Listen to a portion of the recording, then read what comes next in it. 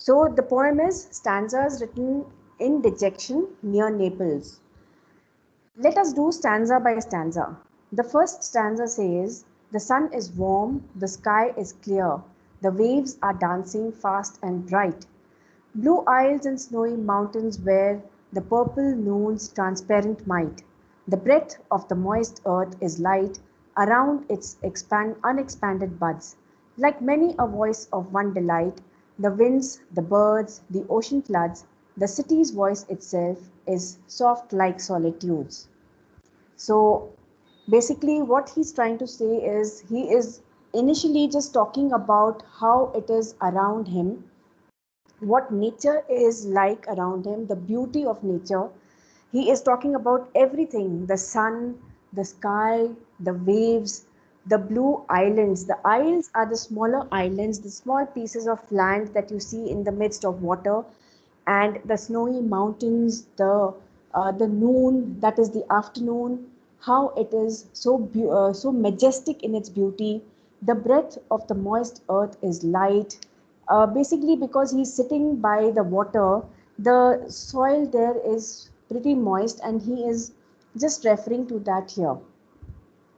And the flowers are in their state of being blossomed, and like many a voice of one delight, they are all getting together and trying to create music, trying to create harmony, and trying to uh, create a kind of melodious sound.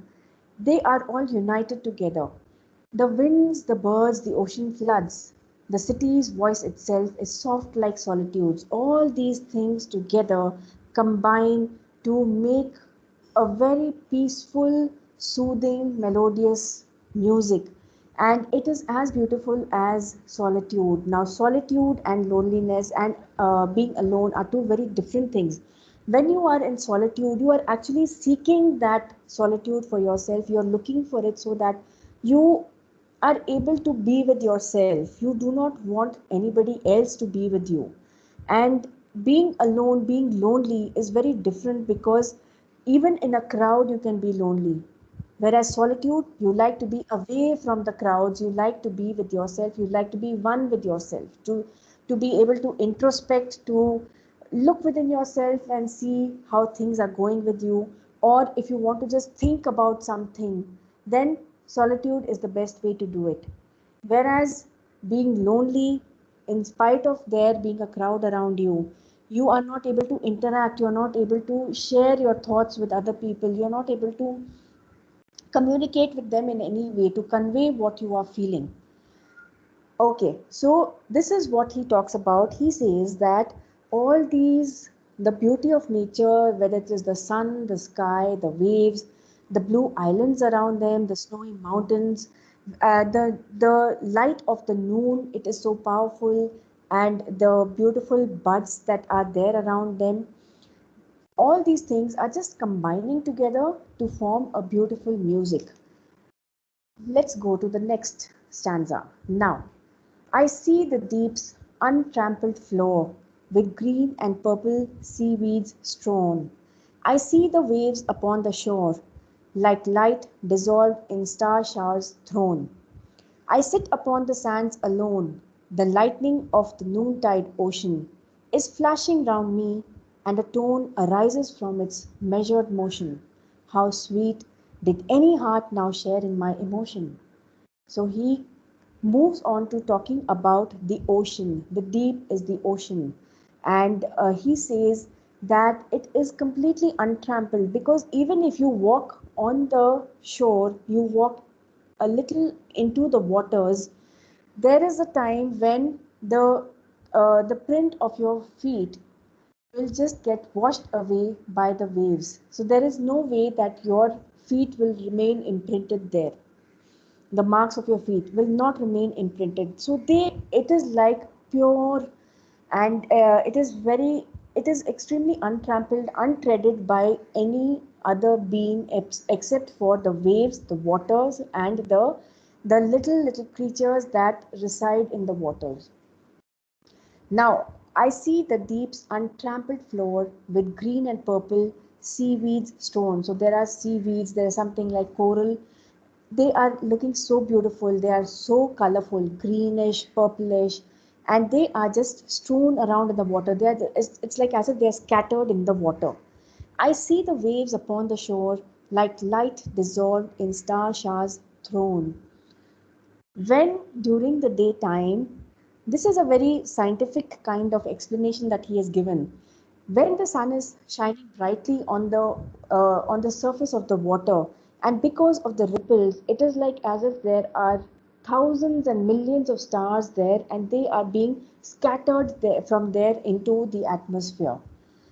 I sit upon the sands alone. The lightning of the noontide notion is flashing round me, and a tune arises from its measured motion. How sweet did any heart now share in my emotion. So he is sitting there on the beach, on the sands, and he is looking at the tide. He is looking at the tide, the waves during the afternoon. He is there during mid afternoon, and all that light is just flashing around him. It is like it's so beautiful. It's a visual delight for all of them, for him.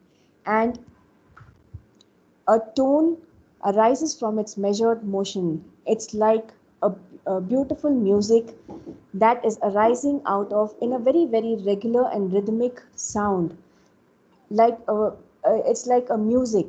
How sweet did any heart now share in my emotion. It is such a beautiful sight. It is so beautiful to listen to, yet there is no one to share my emotion, to enjoy the pleasure at that time. Although he is not very happy, but he feels that he really wishes that somebody would be there to share all his feelings at that time. Next, alas, I hope I have nor hope nor health, nor peace within nor calm around, nor that content surpassing wealth the sage in meditation found, and worked with inward glory crowned, nor fame, nor power, nor love, nor leisure. Others I see whom these surround, smiling they live and call life pleasure. To me, that cup has been dealt in another measure. Now he moves on to talking about himself, what he has not obtained, what he has not been able to acquire in life. He talks about all the injustice that has been thrown on him. First of all, he says he is very disappointed and he says, I have no health, I have no hope, and there is no peace within me and no calm around me. Because I do not have peace within myself. I'm not happy with what I have not been able to get in life, and what I have right now. Because of that, I'm not able to find any calmness around myself, in the surroundings, in the environment. And because of that, I'm very disturbed. Now, when he says, not that content surpassing wealth, the sage in meditation found, he is talking about that satisfaction, that contentment, and that happiness that a person achieves after, in spite of having everything, he has given up on every pleasure in life, and he has gone into becoming a sage. He has renounced all the pleasures of life. He has given up all that he acquired. Now, here is a very good example of people like Gautam Bodh, like Mahavir, like so many others we know. Now, these are the two biggest examples that I can think of at this point of time.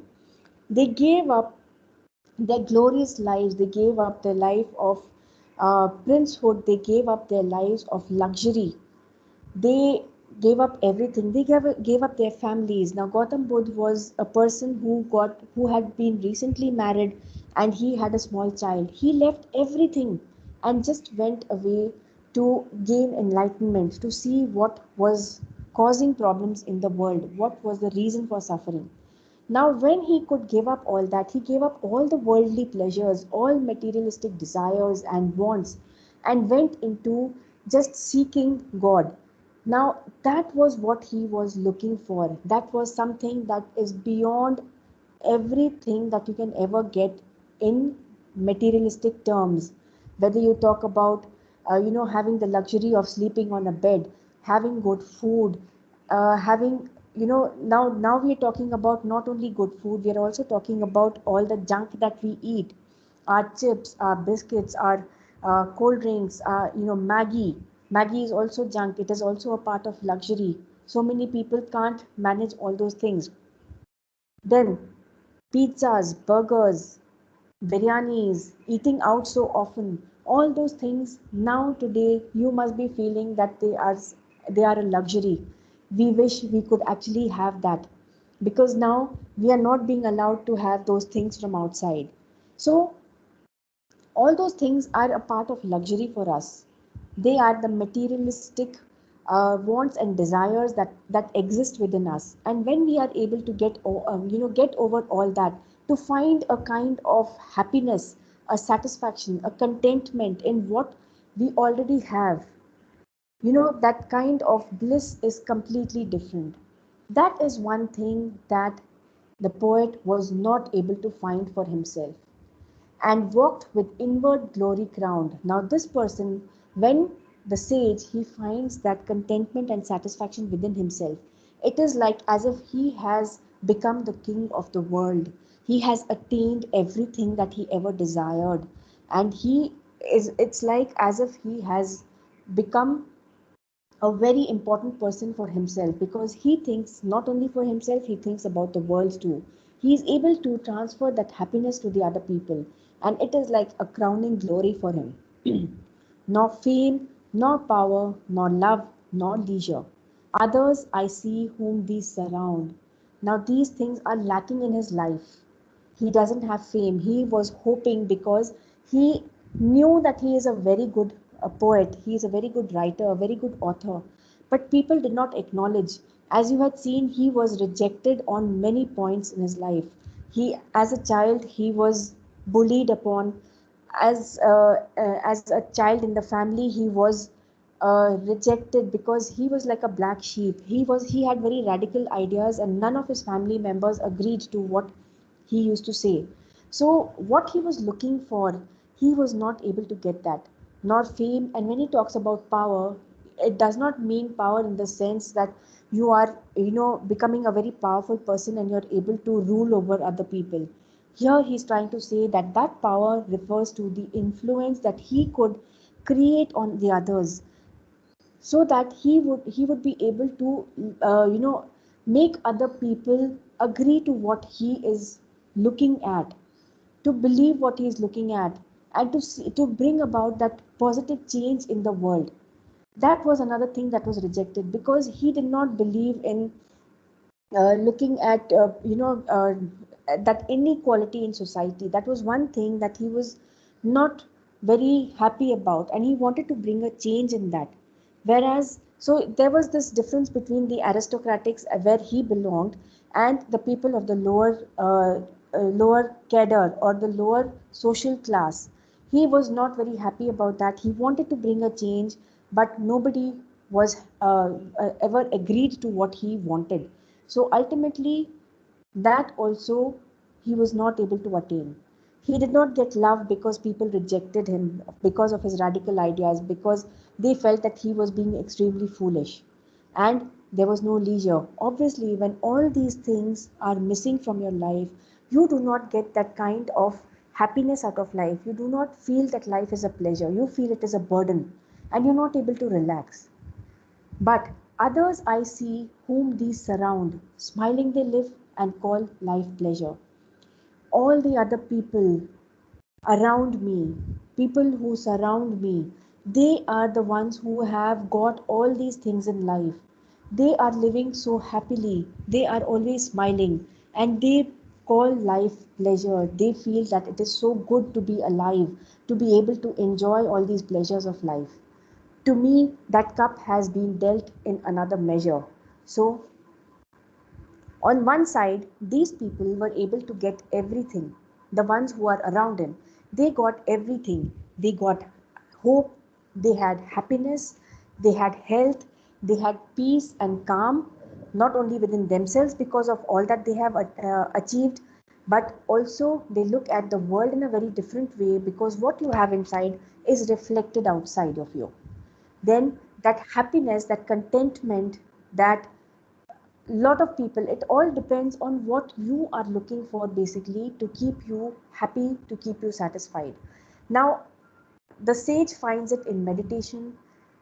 The other human beings, the other individuals who don't want to renounce the world so easily, so quickly, they will believe that wealth, having different kinds of materialistic things in their houses, their TVs, their gadgets, their having a good life, a luxurious life, having a good car, a comfortable home, designing the home according to your taste, all these things are the little luxuries that people look for. And obviously when they are able to attain all that, they are very happy. They believe that life is good and it is full of pleasure. But Excuse he me, ma'am. has, yeah, You yes, just Ankit. said you just said that these people are having different perspective of life, Yes, and that is how they call life is pleasure. yes. Is that the reason that poet is having a wrong perspective about life, that is not happy about it? No, no. Basically, the thing is that the people who have attained all these things, okay, they have good health, they have a lot of wealth, lot of money, lot of property.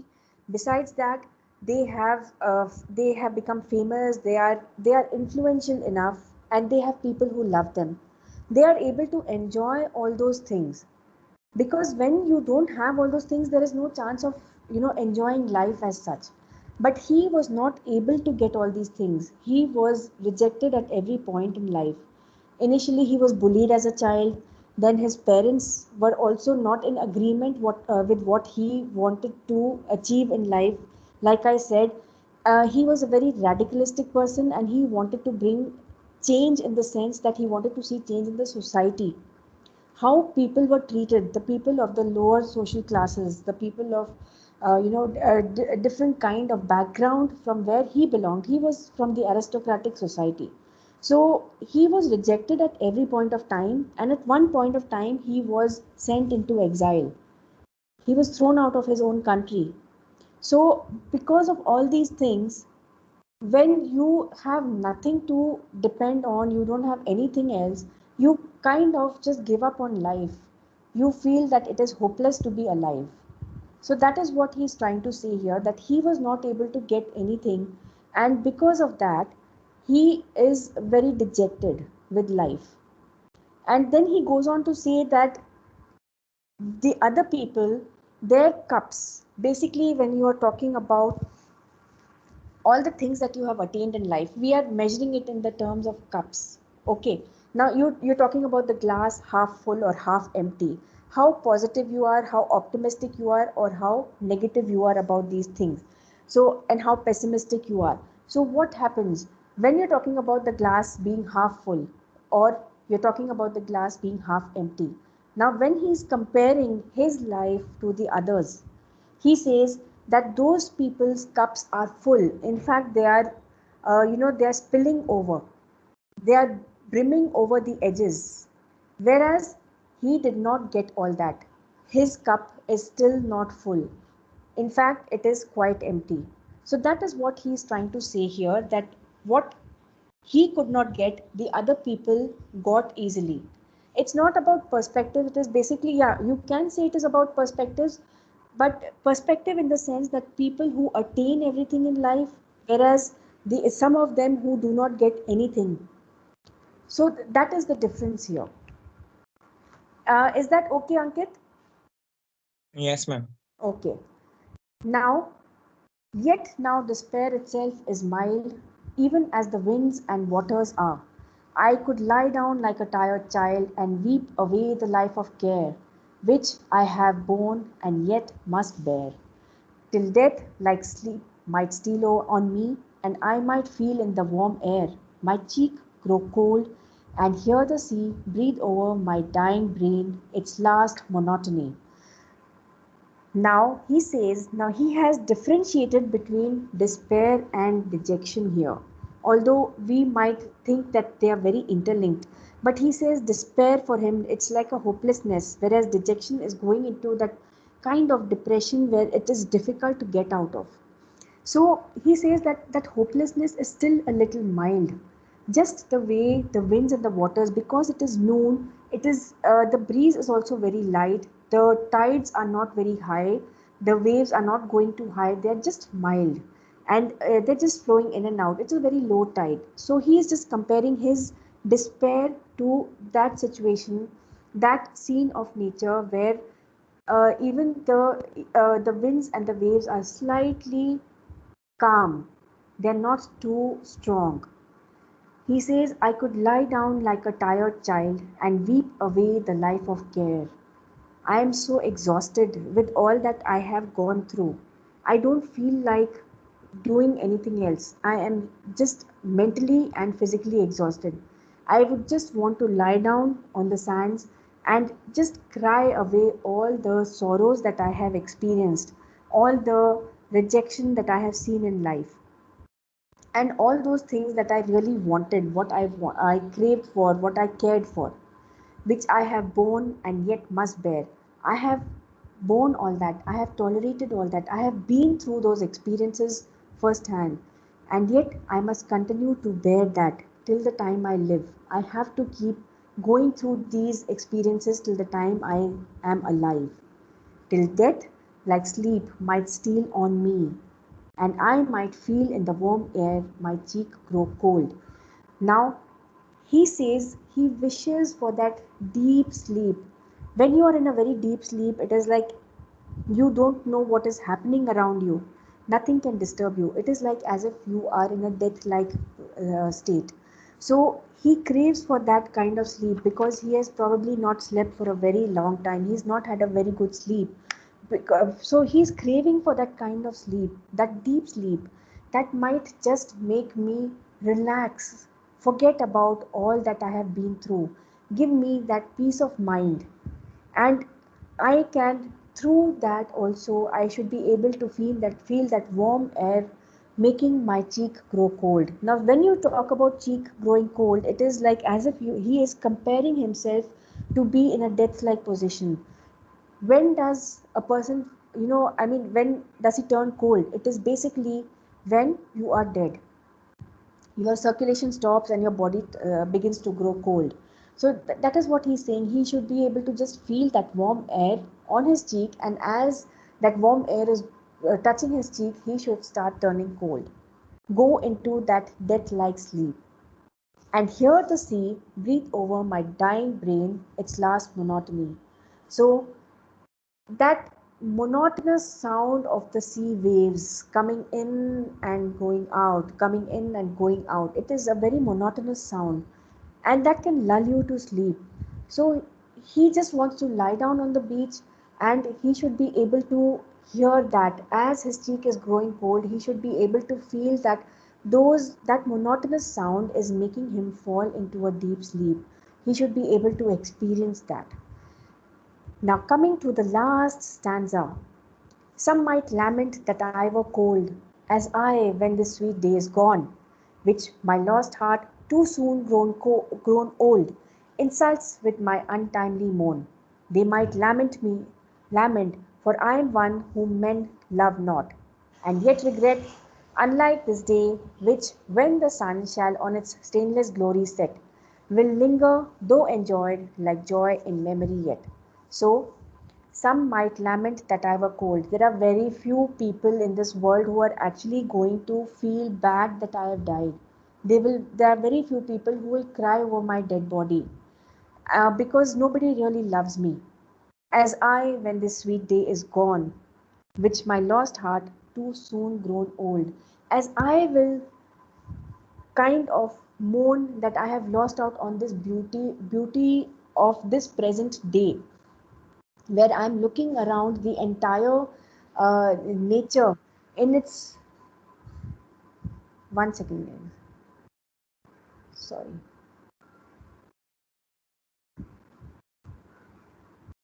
Okay, so very few people will cry over my dead body, but it is just like I am going to regret this particular day, because although I'm here, there is so much beauty around me. Nature is so resplendent, yet I am not able to enjoy this because of the status of my life, of my heart, of that depression in me. I'm not able to enjoy this. It's like as if I have grown old very soon, much before my time, because of all that I have experienced in life. Now it is like it's a kind of insult to this beauty around me, that when nature is willing to give me so much, I am not able to respond in the same way by appreciating that beauty. I'm just depressed, and it is like it is a very untimely situation, because here I am thinking about all my sorrows, all the things, all my experiences, my bad experiences in life, and I am not taking the full advantage of the beauty around me. Then he goes on to say, they might lament, for I am one whom men love not, and yet regret unlike this day, which, when the sun shall on its stainless glory set, will linger, though enjoyed, like joy in memory yet. There are very, very few people who will actually cry over my dead body, because I am a kind of person who people could never love. And he knew it because of the various rejections at various levels in his life that he got, that he saw, the hurt that he experienced.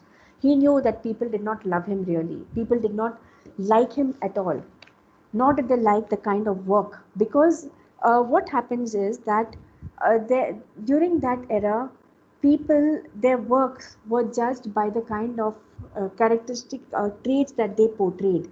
Now because he was the kind of person who was not liked as as an individual, people could not appreciate the kind of work that he created. It was much later on, in the early 20th century, when these critics, they decided to analyze the work of the poet away from what his life has been.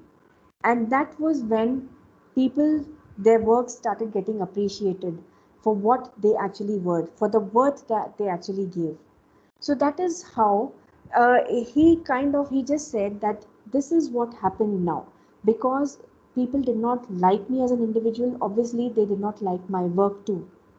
So they will obviously they will just not cry over what, when I die. They will not cry, they will not shed a single tear when I die, and yet regret unlike this day, which, when the sun shall on its stainless glory set, like just the way I will regret when, after this day has passed, I will think back and I will regret that I did not enjoy this.